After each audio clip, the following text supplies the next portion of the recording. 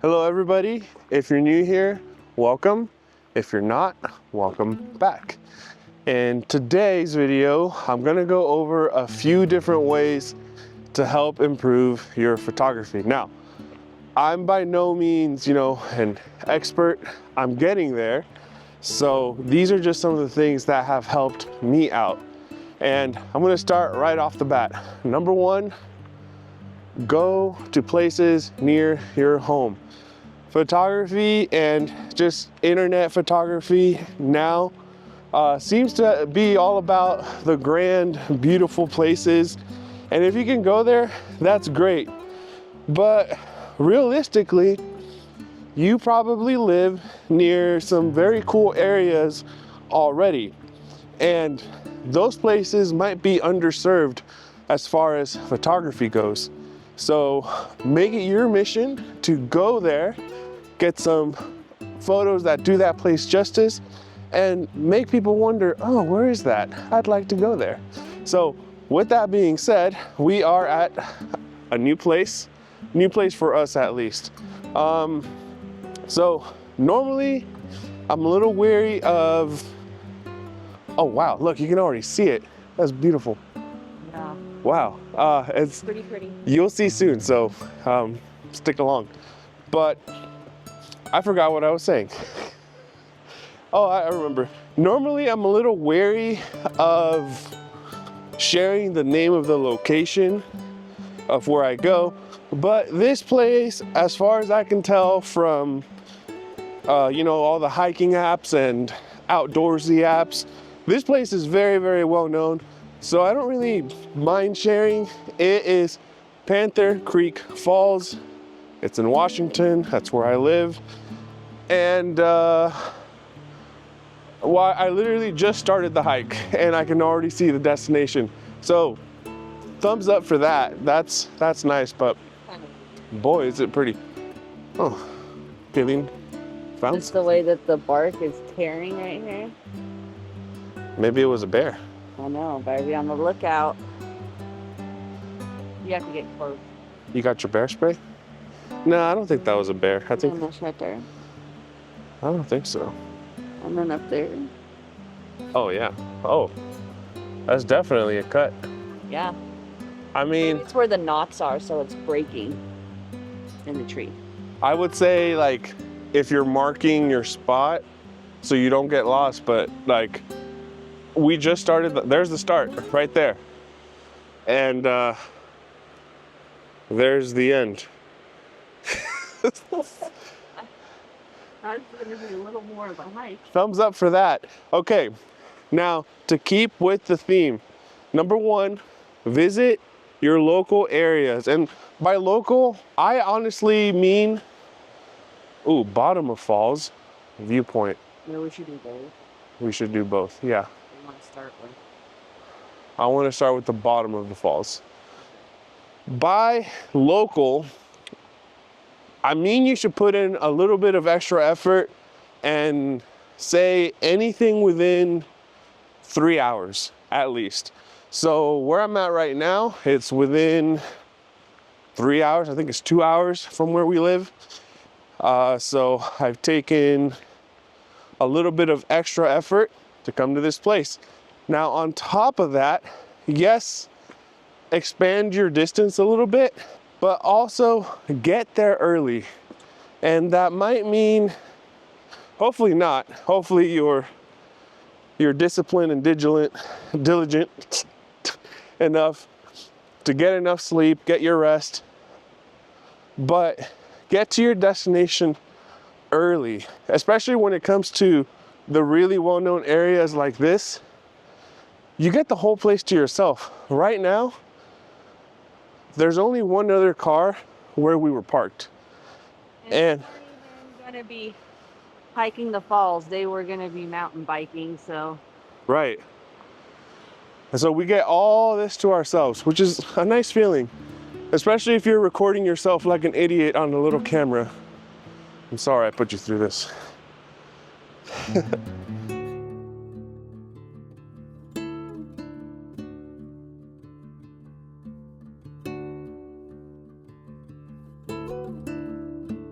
Hey, give me the mic. Take it. Take it from me. You can just hold it. Fun fact, if you ever get stranded and you don't have water, but you got a little bit of clothing or a towel or something like that, you can, if you're going places early in the morning, the moss and stuff on the forest floors are usually very wet. Same thing with all the bushes and shrubberies, that it'll soak up clothing strips or towels super easily, and you can like squeeze them out. Why don't you show us? Or drink it. Well, you can see it already. Like there's water just dripping off these plants. So if you are in a pinch and you didn't have water, you could definitely kind of rub a cloth or a piece of clothing on it and just wring it out. Oh. Yeah. Wow. If you were in a pinch. Wilderness survival, people. Wilderness survival. Take my mic back, thank you. All right, so a little bit about me. Really, before this year, I was what you would refer to as a fair weather photographer. Meaning, if it really sucks outside, if the weather is just terrible, I would not go out. It's really within the last year and a half that I've been putting in extra effort to go out even if the weather sucks. And what I have found is if the weather sucks, it's very unlikely that you're gonna find a lot of people out. So that's actually been more of a motivator to me to get out. If I see gloomy skies or something like that, I'm like, oh, that might be a good day to go out. When the opportunities are few and far between, you have to get out. You just have to get out. I'm guessing you could definitely hear that on this mic. This waterfall is beautiful. Now, this is one of the places, and you're just gonna have to hold on. Like, this place is awesome.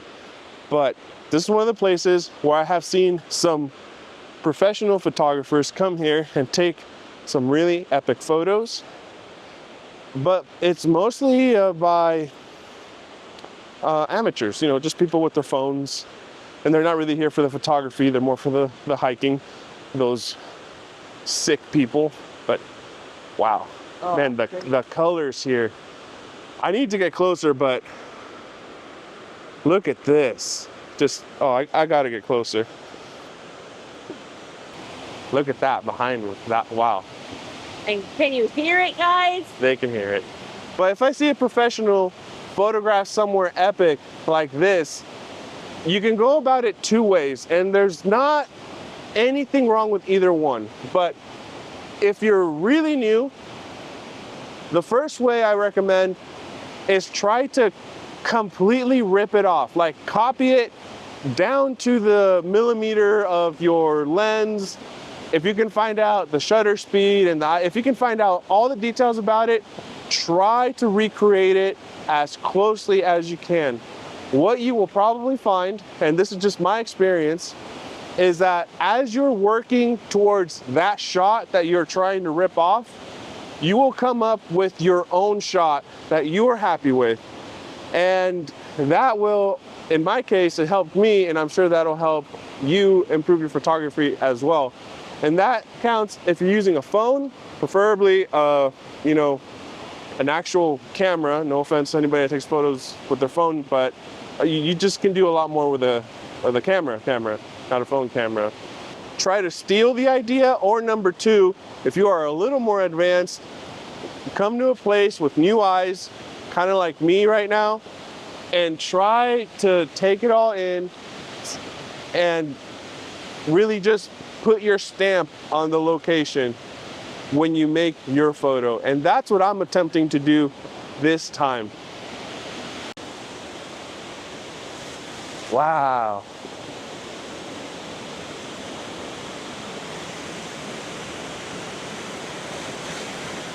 Wow, this is beautiful.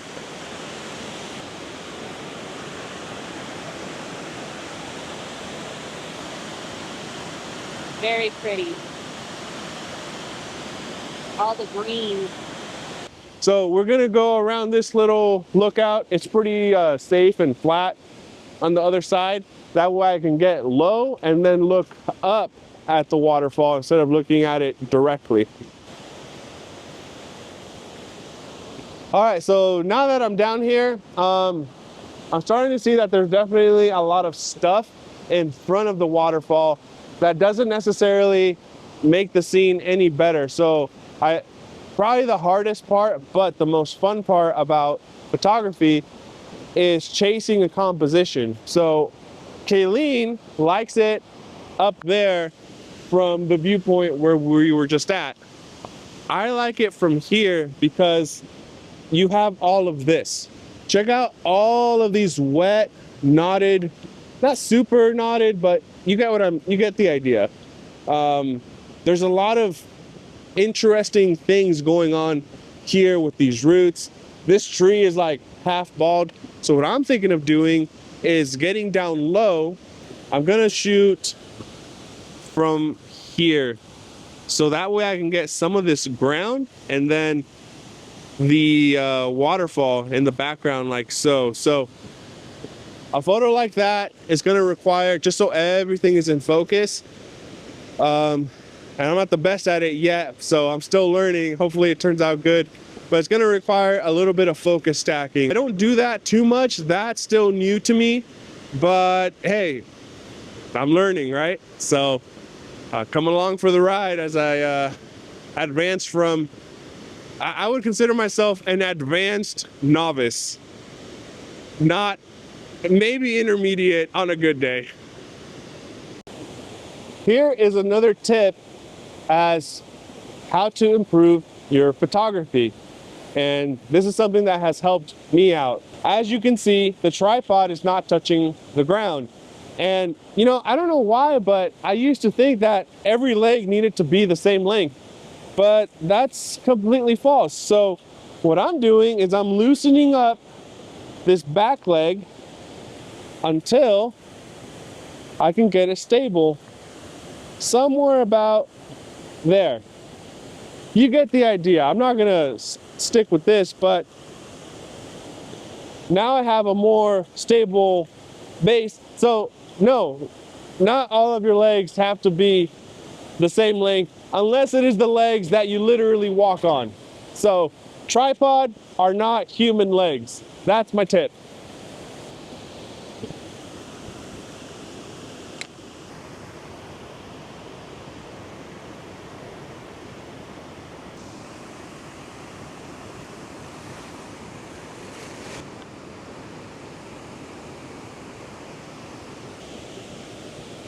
Okay, so what you are seeing here is essentially what my photo is turning out to be.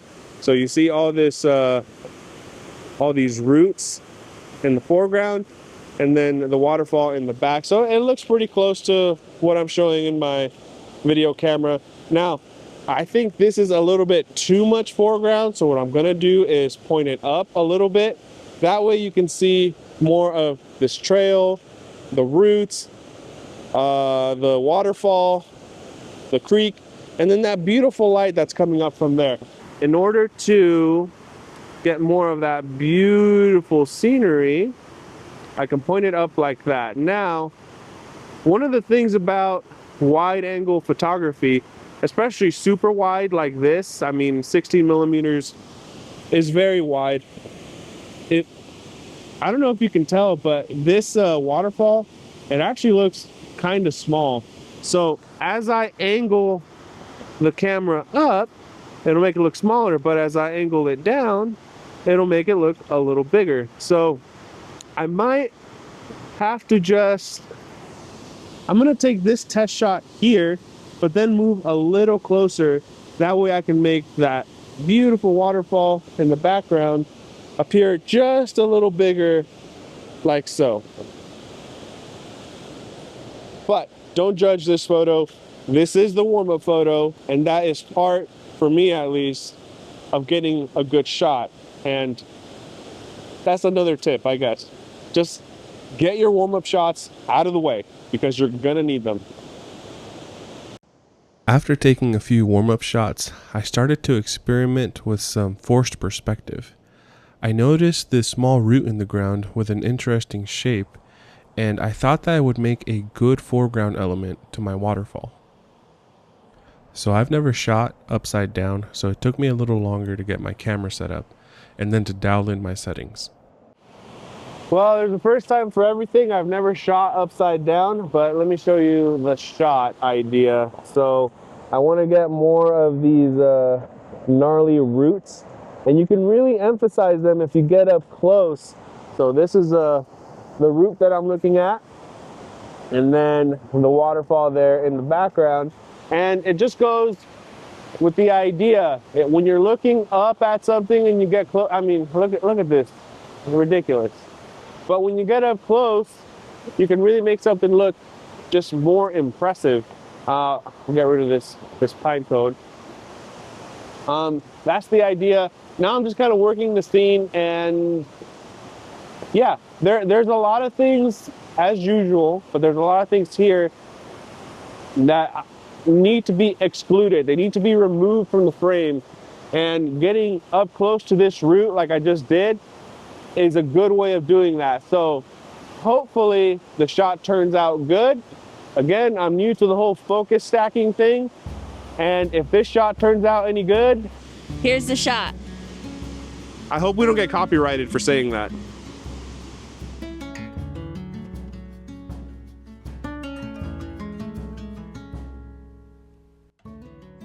Before this photo, I had never shot anything with my camera upside down, and I had never done a focus stack. So this is my very first one like this. It feels really good trying to develop new skills, and that's another way to improve as a photographer. Step out of your comfort zone and attempt a new way of creating. As far as the photo goes, I really liked how this forced perspective turned out. The roots in the foreground, I think, added an interesting element to the main character, which is of course that beautiful waterfall. It also did a really good job at hiding some less appealing elements behind it. Looking back, I remember just how calm and peaceful that day was.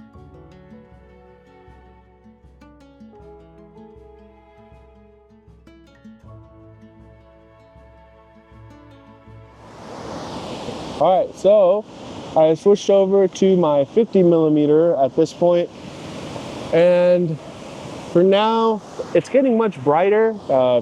Here, I'll show you. As you can see, it's getting brighter, especially up there. So I don't want to blow out the highlights and just have, like, you know, nasty just white spots in my image. So I'm going to shoot with a bit of a faster shutter speed, and the idea is, instead of showing the water flowing, you know, getting like that silk-like, curtain-like effect, I want to see if I can freeze the frame and maybe even capture some droplets falling down from this waterfall from higher up. Now, one thing I've noticed when I'm at a waterfall is just how loud they are. Like, we were just down there in that little viewing area, just down there, and even just going from down there to back up here, like, you can tell. Like, I just realized I was practically yelling the whole time while I was down there, so I can hear my own voice. And yeah, it's loud.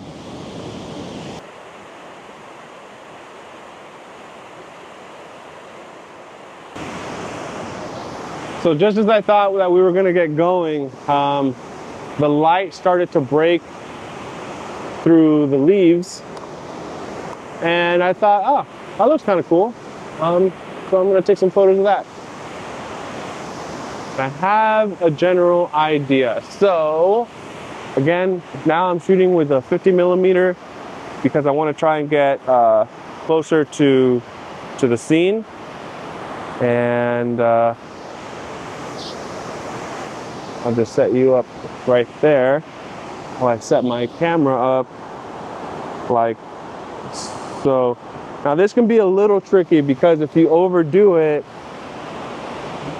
as you can see right there, that can get pretty nasty, washed out. But what it can allow me to do is if I stop down my aperture, say to f10, and I want to also kind of capture that motion, so like drag it out a little bit right there, just to see it, you know, that bright spot right there.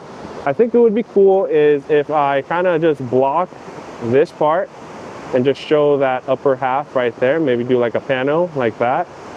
It might look interesting just because there's not really much going on down here anymore. But that's just the idea. I'm just gonna mess around, see what I end up getting. So here's the shot, and looking at this, I should have just kept going back to the car. The colors got washed out because it was really bright, and I just didn't want to do too much with the editing, trying to make it look better. But it wasn't for nothing. When I was taking this panorama, I noticed this nice little detail with the waterfall all the way to the right. This photo was taken from the viewpoint at 50 millimeters, and I think it's definitely more interesting than the previous photo.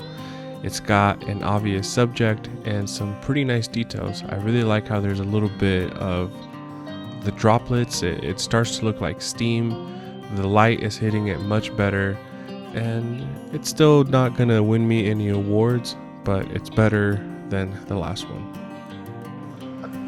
Now it has been said that after every strenuous hike, the best view is the parking lot. And we made it, y'all. But check it out. 2 Teslas out in the wild. Red team, and ours is over there, the blue one. But yeah, there we are. Now I can shut off the layers.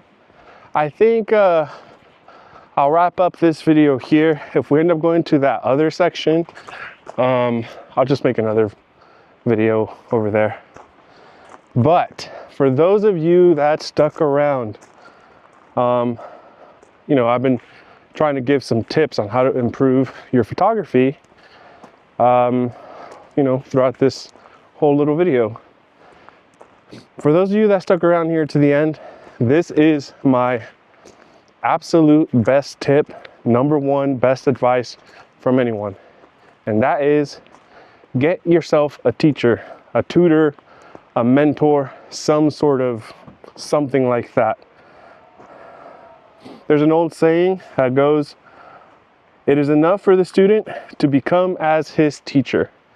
And that is what I am trying to do. So it can be difficult to find a photography mentor or teacher, but thankfully there's plenty of those online for me.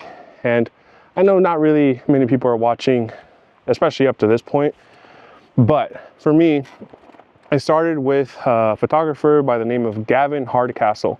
I love his work. I also love his ridiculously goofy, fun videos that he goes out on with his wife. And that's what motivated me. And now I drag my wife to all these beautiful areas.